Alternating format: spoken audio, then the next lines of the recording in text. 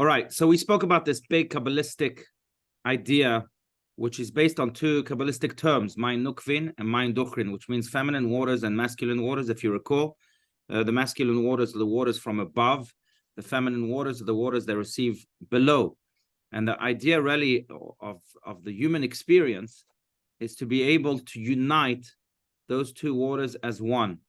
The very beginning of creation, God separated the waters of the world to form upper waters and lower waters. It happened on the second day of creation.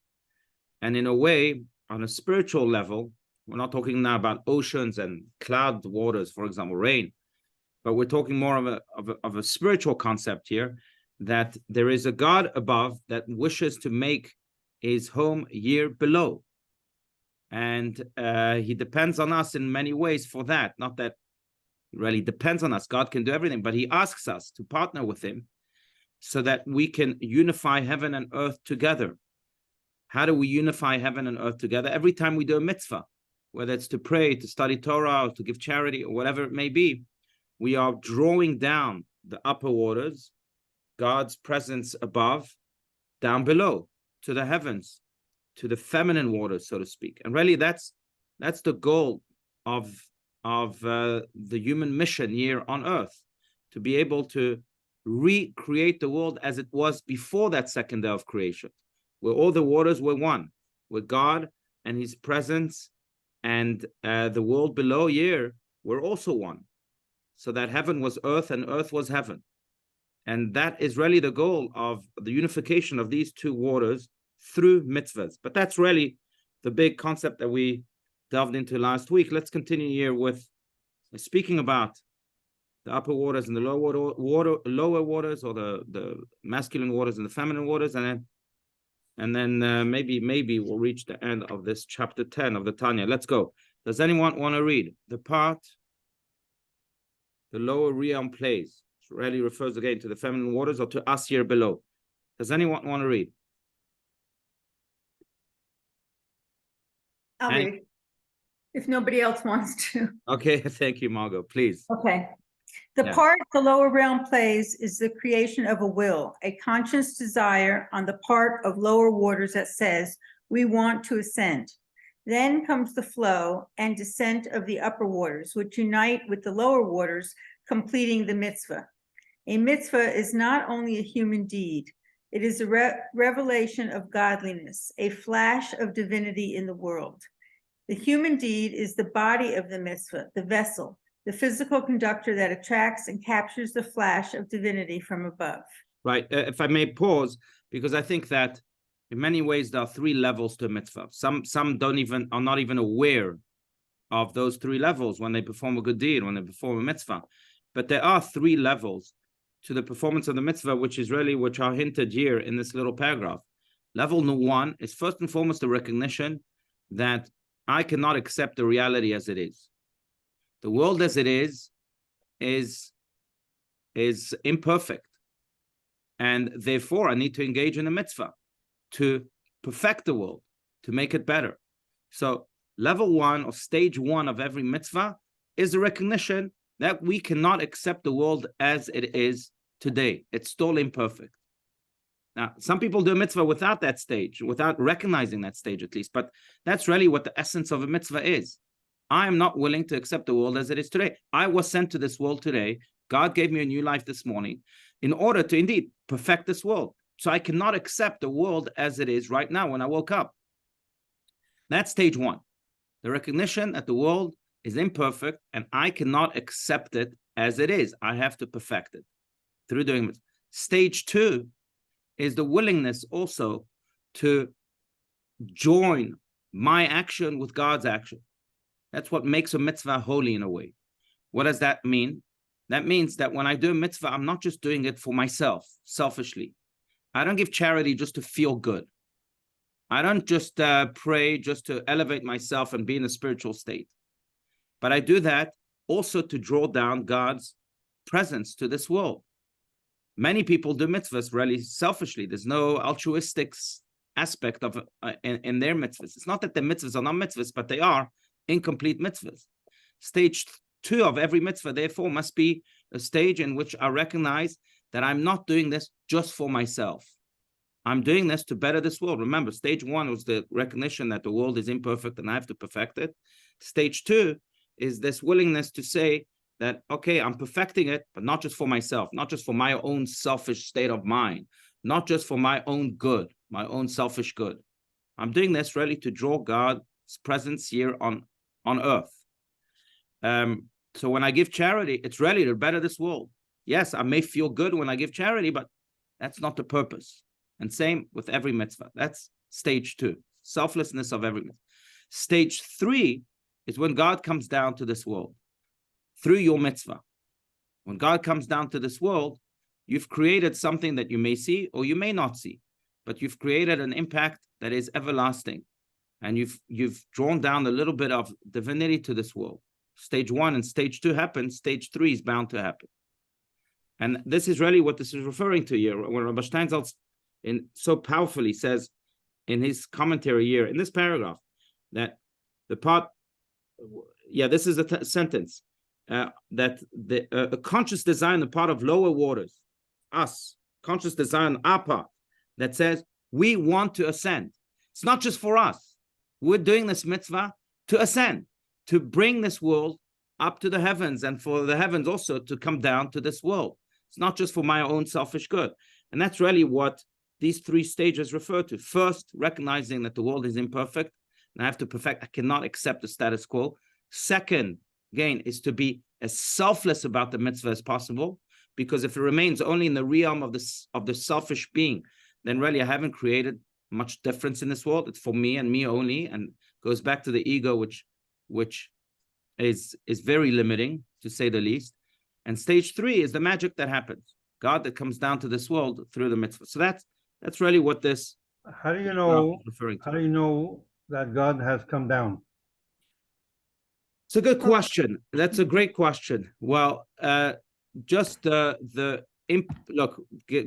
I don't know why I'm using this specific mitzvah. You can say that about every other mitzvah. But going back to the example of charity, how do I know when God has come down? When I see the smile on a poor person's face, then I see that there's a touch, almost like God touched it through me, through my charity. That's on a simple level. On a deeper level, I think sometimes we feel it, right? That there's an energy change, as they call it. You feel that the vibe has become different. For example, when I am able to exercise self-control, as hard as it may be sometimes, there's a change of energy in my life. Now, I'm now elevated. Or when I walk into a home that only says positive words and not lashon hara, you feel the energy in that home. So there's a spiritual feeling to it. Is it spiritual or is it psychological? Maybe both. Maybe both. Maybe both. But I'm going to say one more thing too. And that is that in most cases, we don't see it. We believe it's there because of what the text tell us and saw. We don't see it. And we don't see it on a spiritual level. We don't even see it on a physical level. But sometimes God is kind enough to show us the impact after many years. That's the best answer. That's it. So you have to Sometimes you say a good that's word to belief. someone and it changed his life. And then 30 years later, you meet that person, you say, hey, you remember that conversation we had? And sometimes you may not even remember it. But that changed me. That's God drawn down on a person. But someone spoke up here. I just said that's the belief. You have to believe it. Right. That's the right. Belief. That's right. King David already promised us that. And it's true, physically too. Those who plant with tears will harvest with joy. So we have to do what we have to do. Unfortunately, most of the good deeds we do, really, we don't see. Rabbi Steinsaltz, speaking of his yahrzeit now, he famously, I've said this before, but one of the many pieces of advice I received from him when I launched a big program when I was living in Atlanta, and I wanted as many people to participate, and only one person showed up. And he, among the many things he told me, after expressing my disappointment, was that, look, you were appointed to work, not to reap the fruits of your labor. Let someone else do that. And it's true. In life, we are appointed to work. Most cases, we don't see the fruits of our labor. But it doesn't take away our responsibility to work. Or in the words of the Mishnah, Lo alecha melacha ligmor velo ata ben chorin leipater mimena, which means it's not upon you to finish the work, but it's also not upon you to exempt yourself from it. We have to work. And we know that with hard work, fruits are reaped, not necessarily by us, but in the world, fruits will be reaped. And I think that's the greatest descent of God's light. When we plant, and then the fruits are reaped, that's the divinity now being completely exposed. Yeah. Good question. All right, anything else? Well, otherwise we can continue, but please, anything else? Okay, let's continue. Every mitzvah is a union. Every mitzvah is a union of the supernal and lowly. Every person performing a mitzvah raises the lower waters and causes the higher waters to descend. But the degree of ascent depends on the quality of the person. The more perfect the person is, the higher the ascent, and the greater and more perfect the divine union with the world. The complete tzaddik is ben aliyah, an ascendant one, in the sense that he raises the profane not only by refining, by sorting and selecting part of it for holiness as one extracts pure gold from the dross, but by a complete transformation of all of reality from bitter to sweet, from darkness to light. The complete tzaddik elevates the material world, not only with an occasional holy deed, but with his very existence, with his every action at every moment, with every step he takes in life. His very contact with anything, even with evil, affects its complete conversion to holiness. His ascending effect on the world is of the highest degree. Right, and there's two reasons for that. First of all, because the tzaddik, almost like an artist, is that ultimate artist, right? It's a brush in the hands of myself and a paintbrush in the hands of Claude Monet is a whole different story. The artists, Claude Monet, would know what to do with it in the most beautiful way. I, on the other hand, want. Because again, there's a difference in the person himself. Same with the tzaddik. The tzaddik, you can use millions of others, all right? A basketball in the hands of Michael Jordan is different than a basketball in the hands of some guy on the street. Because they've perfected their art, so to speak. Tzaddikim also have perfected their art. But there's another reason for that. Another reason is because tzaddikim are completely, or bnei aliyah, as they call them, the ascendant ones, are completely egoless. They don't do anything for themselves. They are but vehicles or channels of divinity in this world. And when that is the case, when tzaddikim reach that level in which they become completely egoless and they're only interested in being God's vehicles in this world, then whatever they do is in a way God doing it. Whatever they come into contact with, it's in a way God coming into contact with those things, whether it's evil or not. Because again, it's not about them at all. They're free of ego. And therefore, that creates much more of an impact than the general Joe and Schmo who might have ego issues. And that's why stage 2, going back to what we said, is so important. Recognizing that I'm doing the mitzvah just for the sake of the mitzvah, because God wants me to do it. And I'm just a vehicle of drawing down God's light to this world. That has a much greater impact than, as great as I am, as great of an artist as I may be, than just me doing it for me. Because, yeah, I'm doing it for something much greater than me. You know, there's a great story, I don't know if I've shared it about Rabbi Naftali of Ropshitz. He was a great Hasidic master who lived some 250 years ago. He was a brilliant man on so many levels. He was very witty too, very sharp, already from a young age. For example, someone came to him when he was just 6 years old, and he said to him, "Hey, Naftali, I'll give you a coin if you tell me where God can be found." And he responded, "I'll give you 2 coins if you can tell me where God cannot be found."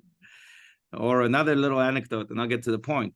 But Naftali of Ropshitz, when he was young, his father would wake him up in the morning to get going with his day, to go and pray and do what he needed to do. And one day he just couldn't wake up. So his father told, hey, Naftali, my dear son, you should learn from your evil inclination, from your animal soul, as the Tanya calls it. Because look at the animal soul. It wakes up early to put you back to sleep. Learn from it. Look how early it wakes up. So you should learn from your animal soul. Naftali was so brilliant and said, but Dad, Abba, Tati, however he called him, he said, for my animal soul to wake up early is easy because my animal soul doesn't have an animal soul to put it back to sleep. So you can't give me that example. But that's Naftali of Ropshitz, and again, many anecdotes. But he was quite wealthy, and every day he would have this poor person who would come and ask him for tzedakah, and of course he would be generous with him and give him a whole bag of coins. One year, the same poor person at the same time came to the same office of Rabbi Naftali of Ropshitz to ask for the same donation. And Rabbi Naftali again took out his bag of coins and gave it to him. The poor man said, thank you very much, and he left. After a few minutes, the poor man is in the street and he hears someone running after him, and he sees Rabbi Naftali of Ropshitz running after him. He says, why are you running after me? Naftali says, wait for me, wait. And he gives him yet another bag of coins for tzedakah. And the poor man doesn't understand. He says, well, you already gave me a bag of coins. You do that every year. You're so generous. Thank you. You don't have to give me another one. And Rabbi Naftali of Ropshitz so brilliantly responded. He said, no, this year when I gave you the bag of coins in my office just a few minutes ago, I saw that your pants were torn, that you looked slim, you looked very poor. I just gave you that bag of coins out of compassion. Now I want to give you another bag of coins just to do the mitzvah of tzedakah. Not because of my own feelings, I feel, even though they may be positive and good. Now I want to be just a vehicle of God. I want to do it for the mitzvah itself. And in a way, the ultimate tzaddik, the Ben Aliyah, the ascendant one, is a person who does a mitzvah for the mitzvah's sake, not for any other reason, even though those reasons might be good, but still they're connected to my own feelings, my own compassion, my own empathy. This is beyond this. Doing a mitzvah just for mitzvah's sake. And therefore, also, again, their impact, as Rabbi Stans puts it here, is so much more profound and lasting with everything that they do. Okay, not just because of the artists that they are, so to speak, but also because of the selfless and divine vehicles that they are. Okay, so that's that. Let's continue. Unless, please, I don't want to be again just monologuing. Please feel free to speak your minds and disagree and ask questions, comment. No? Okay. You just have to unmute yourselves. Maybe you're trying and... Yeah. Okay. All right, let's continue. So the two interpretations. So the two interpretations of the phrase ascendant ones, one, that the complete tzaddik elevates the material existence, and two, that his concern lies not with his self-development, but with the divine endeavor of uniting the Holy One with his Shekhinah, are not contradictory, but complementary. The occupation of the tzaddik in this world, the process of transformation that he generates, is itself the union of the immanent and transcendent aspects of the divine reality. The perfect and absolute nature of his elevation of Klippa means that it is for the sake of God and not for his own sake. Right. Continue one more paragraph. I do want to dwell on this a little, but continue. The divine service of one who is not a complete tzaddik might in fact be an escape from the material, in which the person takes things from the world and runs off with them in flight to closeness with God. But the complete tzaddik never runs away from the world, because he takes everything in the world and raises it to holiness. He is not satisfied with gratifying his own soul's craving for God, but elevates with him everything with which he comes into contact, because everything he does is an act of transformation. Right. So think of the example, I don't know if it's a good analogy or not, but think of the example of a magnet. A magnet that's very, very, very strong, that has that magical power to it, will magnetize everything that is made of the same material that it comes in contact with. I would say that tzaddik is the same thing. It's magnet. It's divine magnet. It's so powerful. It represents really God on earth. It's heaven on earth, piece of God on earth. That's a walking God, so to speak. I mean, not God, but a walking piece of God. And that walking piece of God is thus so powerful that when it comes into this world, it doesn't have to escape. It's not afraid of this world. It's much stronger than this world. It's divine.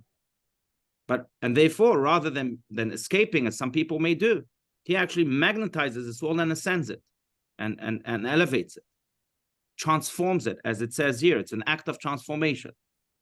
Because again, of this ability of the tzaddik to be completely nullified to God and to, in a way, become a part of God himself, a walking part of God himself in every area of life.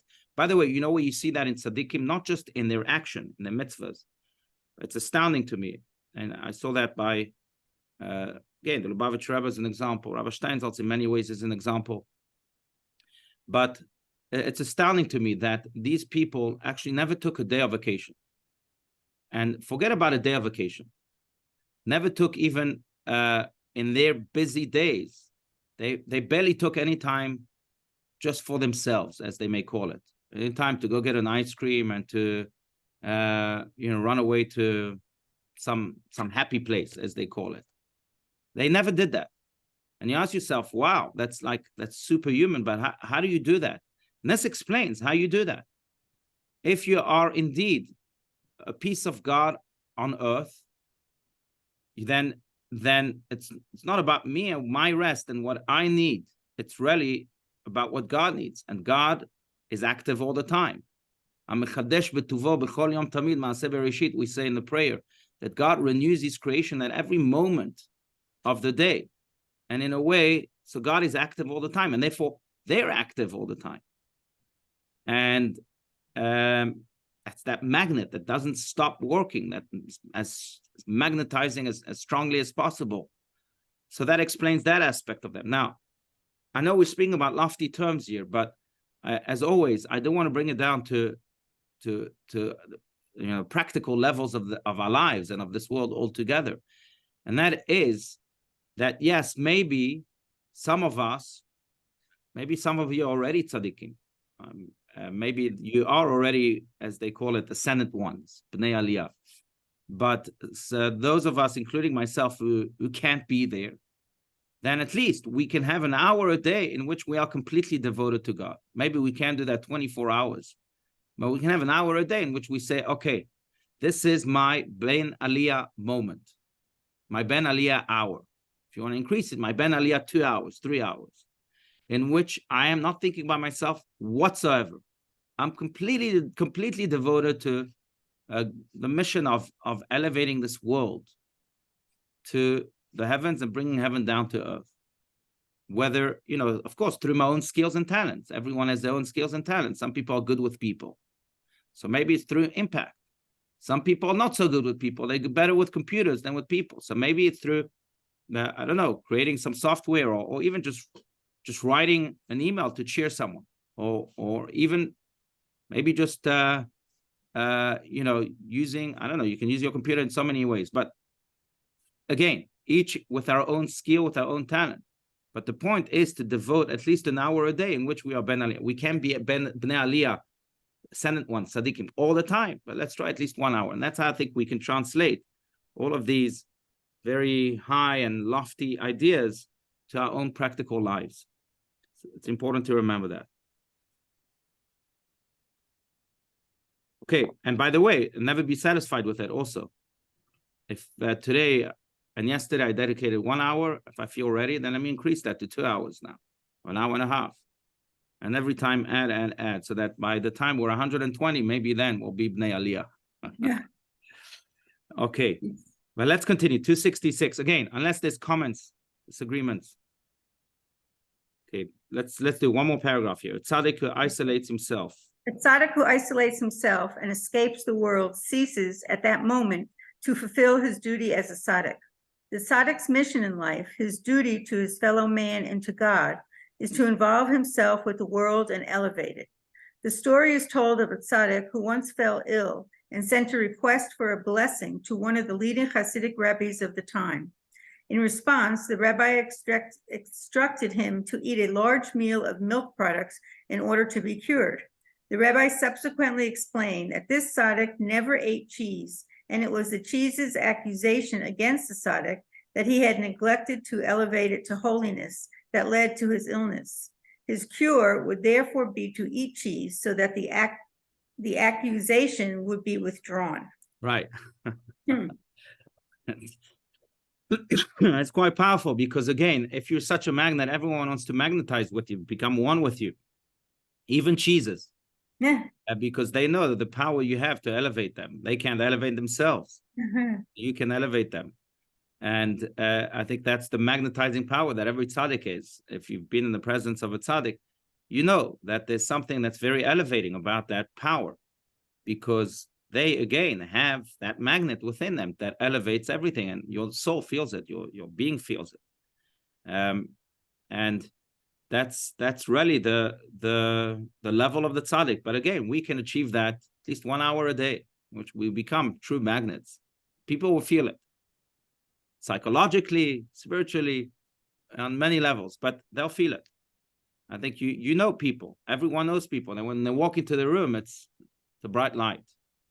Why? Because they have some level of the tzaddik in which they walked into their room not for themselves, not to go and enjoy the sushi or to go get a beer at the bar. They walked into the room, knowingly or not knowingly, because they said to themselves, we are here to make an impact, to bring joy. And in a way, that's a realm of the life of the tzaddik. And people feel it. All of a sudden, sunshine walked into the room because there's no ego there. They're there to bring happiness. That's on a very simplistic level, again. But we all have the power to achieve that, if not to achieve the level of tzaddik 24/7. And that really should be our duty. And to conclude again, and I just sent, I don't know if everyone was on when I sent this, I'm going to resend it. But in about an hour, we have a special event for the third Yortzeit of Rabbi Steinsaltz. But to conclude with him and his inspiration, in many ways, this is who Rabbi Steinsaltz was and continues to be, a person that very rarely, if at all, thought of himself. He was completely devoted to the other, completely devoted to be that sunshine for everyone at all times. And to best honor him, I think it's incumbent upon us to also try and be those sunshines for the people around us too. That's what it's all about.